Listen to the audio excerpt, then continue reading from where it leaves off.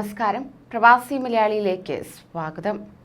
Corona വൈറസിന്റെ പുതിയ വകഭേദമായ Omicron കണ്ടെത്തിയതിന് പിന്നാലെ ലോകരാഷ്ട്രങ്ങൾ കടുത്ത നിബന്ധനകളാണ് ഏർപ്പെടുത്തിയിരിക്കുന്നത്. കടുത്ത ജാഗ്രത പാലിക്കണമെന്ന് ലോകാരോഗ്യ സംഘടന മുന്നറിയിപ്പ് നൽകിയ സാഹചര്യത്തിൽ ഏവരും ആശങ്കയിലാണ്. ഇതിന് പിന്നാലെ ഒമിക്രോൺ ഭീതിയെ തുടർന്നുള്ള നിയന്ത്രണങ്ങളുടെ ഭാഗമായി വിദേശത്ത് നിന്ന് ഇന്ത്യയിലെത്തുന്നവർക്ക് കർശന നിബന്ധനകൾ ഏർപ്പെടുത്തിയിട്ടുണ്ട്. ഇന്ത്യ ഏർപ്പെടുത്തിയ നിബന്ധനകൾ ഇന്നു മുതൽ പ്രാബല്യത്തിൽ. കോവിഡ് കേസുകളിൽ കുറവ് വന്നതിനെ തുടർന്ന് രാജ്യാന്തര വിമാന സർവീസുകൾ ഉൾപ്പെടെ പൂർവ്വസ്ഥിതിയിലാക്കാൻ തയ്യാറെടുക്കുമ്പോഴാണ് വീണ്ടും നിയന്ത്രണങ്ങളിലേക്ക് നീങ്ങുന്നത്. നിബന്ധനകൾ ഇങ്ങനെയാണ്. വിദേശത്ത് നിന്ന് ഇന്ത്യയിലെത്തുന്നവർ, എല്ലാ രാജ്യങ്ങളിൽ നിന്നും എത്തുന്നവർക്കും ഇത് ബാധകമാണ്. യാത്രയ്ക്ക് മുൻപ് എയർ സുവിധ പോർട്ടലിൽ സത്യവാങ്മൂലം നൽകണം. 72 മണിക്കൂർ മുൻപ് ലഭിച്ച നെഗറ്റീവ് RT-PCR റിപ്പോർട്ട് അപ്ലോഡ് ചെയ്യണം. കയ്യിൽ കരുതുകയും ചെയ്യണം. 5 വയസ്സിൽ താഴെയുള്ള കുട്ടികൾക്ക് കോവിഡ് പരിശോധന വേണ്ട. കോവിഡ് ലക്ഷണങ്ങളില്ലാത്തവർക്ക് മാത്രമേ യാത്ര അനുവദിക്കുകയുള്ളൂ. ആരോഗ്യ സേതു ആപ്ലിക്കേഷൻ ഡൗൺലോഡ് ചെയ്ത് രജിസ്റ്റർ ചെയ്തിരിക്കണം.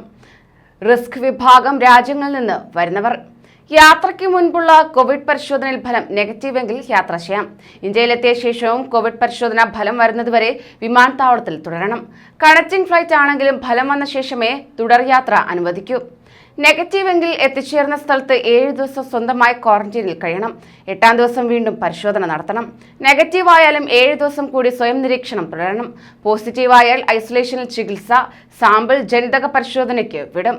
ഗൾഫ് മേഖല ഉൾപ്പെടെ റിസ്ക് വിഭാഗത്തിൽപ്പെടാത്ത രാജ്യങ്ങളിൽ നിന്നുള്ളവർ ചെയ്യേണ്ടത് ഇപ്രകാരമാണ്. യാത്രയ്ക്ക് മുൻപുള്ള കോവിഡ് പരിശോധനയിൽ ഫലം നെഗറ്റീവെങ്കിൽ യാത്ര ചെയ്യാം. കോവിഡ് ലക്ഷണങ്ങളില്ലാത്തവർക്ക് മാത്രമേ യാത്ര അനുവദിക്കുകയുള്ളൂ. ഓരോ വിമാനത്തിലും എത്തുന്ന യാത്രക്കാരിൽ 5% ആളുകൾ കോവിഡ് പരിശോധന ഉണ്ടാകും. പരിശോധനയിൽ നെഗറ്റീവ് ആകുന്നവർക്കും പരിശോധനയിൽ പെടാത്തവർക്കും പോകാൻ അനുമതി നൽകും. 14 ദിവസം സ്വയം നിരീക്ഷണം വേണം. പോസിറ്റീവായാൽ കർശന ഐസൊലേഷനിൽ ചികിത്സ തുടരണം. സാമ്പിൾ ജനിതക പരിശോധനയ്ക്ക് വിടുന്നതായിരിക്കും.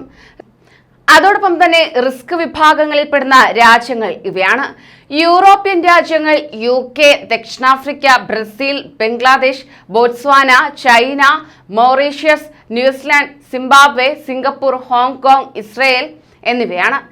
ഇന്ത്യയിൽ നിന്ന് വിദേശ രാജ്യങ്ങളിലേക്ക് പോകുന്നവർ ശ്രദ്ധിക്കുക.